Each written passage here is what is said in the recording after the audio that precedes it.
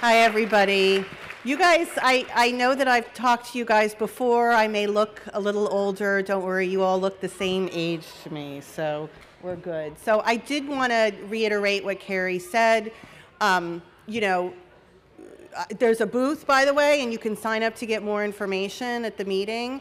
This is something that you should just kind of like, just listen to, walk around, just understand that this program exists. So let me make sure that I know how to do this. So I'm going to just quickly go over what the Autism BrainNet is, especially for those who haven't heard of it before, why it's important, why this program is important, and what are the things that it has contributed to the science. And then also just a little bit about the process so you guys are familiar, that you're familiar about talking about it and you're prepared if something should happen. So this is a video, and you might recognize some of the people in this video. Geez, I hope it works. Wait. Can someone, oops. Is the AV person, there's a video embedded. Is it possible? Oh, thank you. I don't know how to hit that little triangle to play it. Yay. There's something incredibly precious about the donation of the brain. It's an act of generosity and an incredible act of hope for the future. Autism BrainNet was established in 2014 to collect postmortem brain tissue to support research in the molecular understanding of autism. We have received over 300 donations from families that support research in autism. Declan was my 6-year-old son. He passed away due to a seizure in his sleep, and he was the light of our life, and he was so kind and precious and sweet and just a ball of sunshine. 3 months old is when I first started kind of noticing changes in his behavior. You know, he wasn't meeting some milestones. There's multiple things that go into his genetic disorder, obviously autism, intellectual delay, developmental delay, and seizures. There have been studies that have shown that kids with his diagnosis have passed away in their sleep. It's called SUDIP, and that's unfortunately what happened with Declan. From the time a death occurs or is imminent, it's my role to support the family through the donation process. We want to understand what is happening or what has happened, as well as make sure the family is comfortable and confident in working through the tissue authorization. If there's a death in the family, that's a terribly tragic and grief-filled time. But there is one way to inject some hope, and that's by knowing that their brain tissue will go to help other people. We knew we wanted to donate, but it made us feel that much better about our decision to go forward with this study. So I have both an older brother with autism and a daughter with autism, and my entire family has talked about this. I would encourage every family who has a child with autism to consider donating to the Autism BrainNet, that donation is what's going to help us to create new treatments for other people with autism. There's the potential to help thousands and thousands of families. As you can imagine, it's incredibly rare. The family is both aware of the idea of brain donation for research and finds themselves in the circumstance to make that decision. I think that there are a lot of ways that Autism BrainNet and that the tissue that's donated can help move the field forward. One way is that there are studies that are done in other model systems, and they can then be confirmed in the human brain. So it provides sort of a gold standard for understanding if discoveries are actually relevant to the human condition. It was really interesting to hear all the different ways, you know, that his sample through the next years, next decades will help. And that to me is huge, to not only know that his sample is helping individuals right now, but potentially in the future.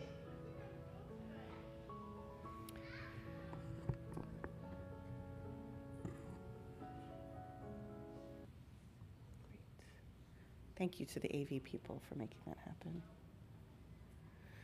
So as you kind of gathered, this is a program.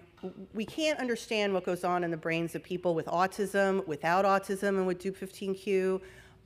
without understanding the brain, right? And so in order for this donation to take place, a death has to occur, just like any other organ or tissue donation. So that's why it makes this conversation so incredibly difficult. But the BrainNet knows this. It's been around since before 2014, but it was established as the BrainNet in 2014. So the goal is to do exactly for rare genetic disorders associated with autism as Alzheimer's and Parkinson's has done, which is to create a repository of tissue so that researchers can better understand what goes on in the brain, right? So that everything, if you look at Alzheimer's disease or Parkinson's disease or even other disorders, they know they can look at the brain and know exactly what the potential outcome is going to be. They know the mechanism of the disorder, and if you look at these conditions, there's 1,000 times more therapeutic opportunities than there are in, say, autism or other neurodevelopmental disorders. So there are 3 repositories here in the United States, one in Canada and one in the United Kingdom. And as you heard on the video, there are 300 donations that have been made, and 10 from the Dup15q community, and I think you saw one of the families there. So it's really important. I mean, I think that, you know, there's this incredible process that happens, and you kind of want to know, all right, what's going to happen at the end of this? And really what we want to have happen is the same thing that you guys want to have happen, is we want to know the same things. I mean, we don't know everything we know in Alzheimer's disease or Parkinson's disease, but we know a lot more. So this includes everything from what are particular biomarkers. Can we think about not biomarkers of Dup15q, but biomarkers of, say, developmental disorders or seizures or things like that, things that can be predictors. And then also, of course, identify therapeutic targets. So what is going on the cellular level, and how can that inform research that's being done to better alleviate symptoms? And that can include anything from cognitive disability to seizures, to sensory issues, to anxiety, to a lot of things that kids suffer from. So, and it's also important to know that the donations that happen, it's not just one donation, one study. It's one donation in about 30 to 50 different studies that can be supported through that. So one donation really makes a huge difference.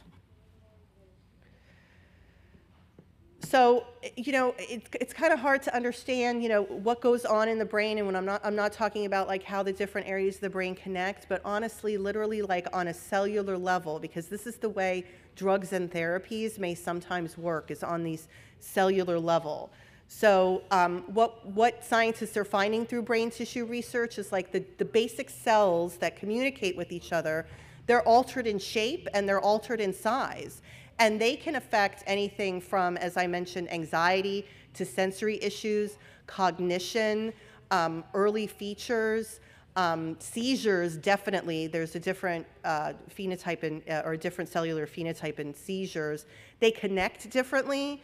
So therapeutic targets and actually how we affect the DNA, and I'll talk a little bit about that, about changing the DNA expression, may really hold the key to improving the lives of people, right? So with Dup15q, without Dup15q, with other rare genetic disorders as well. Dr. Jesty talked about the wider community of individuals with rare genetic disorders associated with neurodevelopmental issues.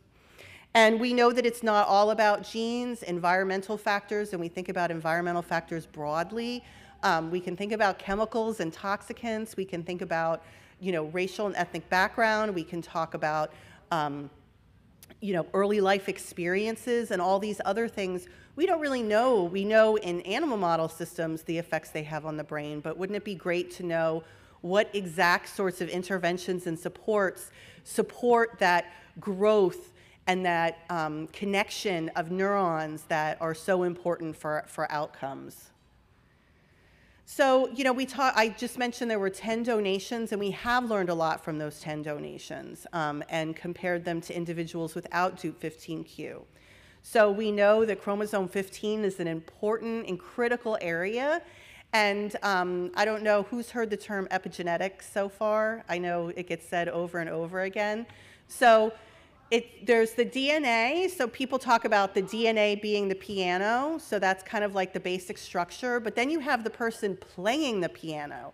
And that's really important too, because I know if, say, you know, a young prodigy is to play the piano, it's going to sound a lot different than, say, if I sat down and tried to play that piano. So epigenetics is the player of that piano. So you can modify, believe it or not, in Dup15q, the way genes are expressed through these epigenetic alterations. And we're learning more through brain tissue about how genes are influenced, right? So what can turn genes on and what can turn genes off to regulate the expression of some of these proteins that are so critical. We also know that it's not just about the brain, the cells that communicate with each other, it's about those immune cells or those microglia cells. So in addition to cells that communicate, you have cells that support, right? So it's not just a sea of different brain cells that communicate, there's also ones that have to bolster each other up and make sure that they connect properly. And those are going to be targets as well. And also, as we mentioned, there's interactions with other genes that are known in other neurodevelopmental disorders like Fragile X. So it's really important to know, okay, where are the similarities and where are the differences? Because if a therapeutic then becomes available in another disorder, we now know that it could possibly be helpful in Dup15q. So these are all really important things to know about and to learn. So I'm up here, but when the person that you're really going to communicate with, and you can obviously communicate with me, I'll be at the booth for the rest of the day, is Carolyn Hare. She's the clinical director. You might recognize her. She was in that video.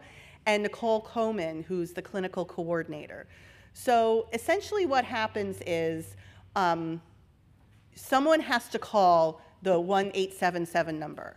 So that person can be you, it can be Carrie, if you want to reach out to me, it could be me, it could be a friend, it could be someone at the hospital, it could be a police officer, it could be someone who knows about the death and who knows that the family's intention is to donate. We also coordinate with other tissue donation registries like, you know, heart and lung and cornea. So it's not as if you have to make a separate call all the time. As long as you let them know the intent, that call goes to our center. And then we kind of take it from there. So Autism BrainNet will coordinate everything. So we will be the ones coordinating with the hospital, with the death investigator, with the medical examiner, with the funeral home, with anyone that needs to be coordinated with.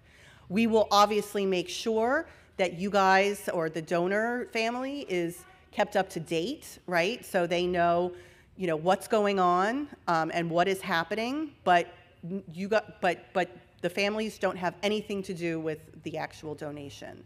And then we follow up, right? So at a time that you are comfortable with, we will follow up with you and learn more about that sister, brother, father, child, family member, whoever it is, so that we can better understand that person, right? But we're not going to do that at the time when everything else is going on. So we will follow up.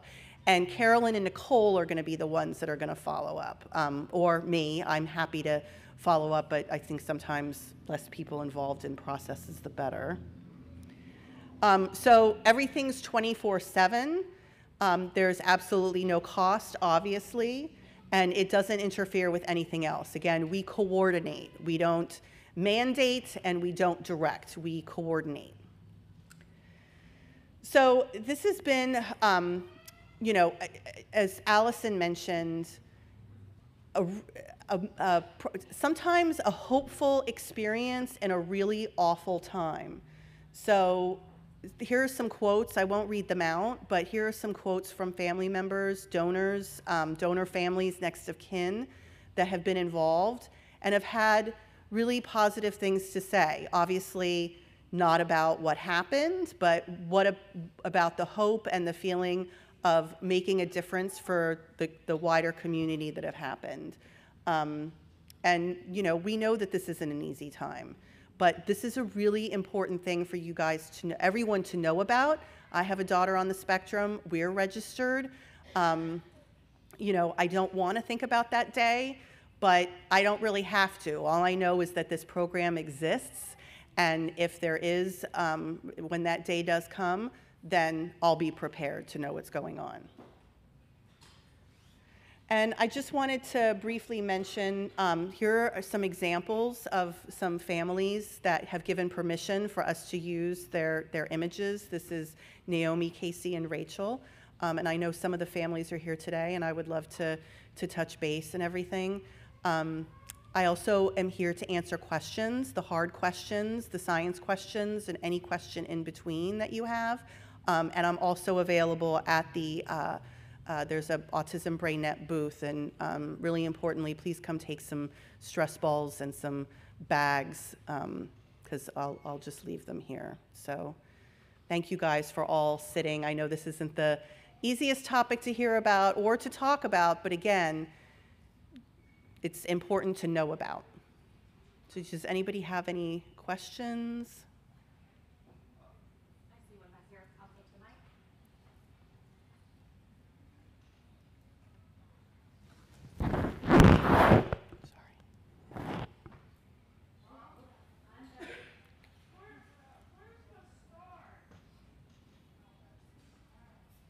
Thank you. For our European families, do you have any, what's like the best way if there are any families to donate? If it's like, what's the address? Would it be to go through the UK branch, or what's like? Yeah, that's a good question. So what I would do if the situation arises is to get in touch via email with Carrie, or I'm sorry, there is an info@ email, or oops, wait, I'm sorry. You can always reach out to us at info@ Dup15. Yeah, reach out to Carrie or somebody at Dup15q, and we'll work with wherever you are, right? So it may be, we've had donations in Australia and Europe and other places where there may not be a ABN bank, but there's certainly a bank, and then we take it from there, because every one of these institutions has a process. And so, again, the burden is not on you or the family. The burden is on someone else to take care of all those details. Great question.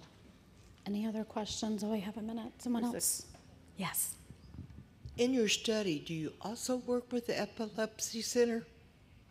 I'm sorry? In studying the brain, do you also work with the epilepsy, the seizures and all that? Do you work with those people? Yeah, absolutely. So we didn't get into the process of studying it, but essentially the tissue becomes available to the research community widely. And so there are studies within Dup15 and other rare genetic disorders where, you know, somebody is studying an area of the brain important for epilepsy and seizures and looking at that aspect of it. Or what's important is when we meet with the family, we don't really know when the donation has occurred unless, you know, we hear something like, you know, it was a seizure related, that there was epilepsy. So it's really important that we talk to the family and meet with the family and figure out, you know, if you know what type of seizures, if there's any medical records you could share, because that way we can really get to, you know, where the seizures are coming from, and then also understanding the brain. So yes, we definitely work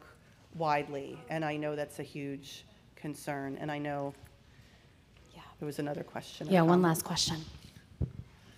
Well, this isn't really a question. I'm Paul Karch. Is our daughter Rachel running the shredder? And I just want to say it's every bit as smooth and as powerful and as supportive as described here.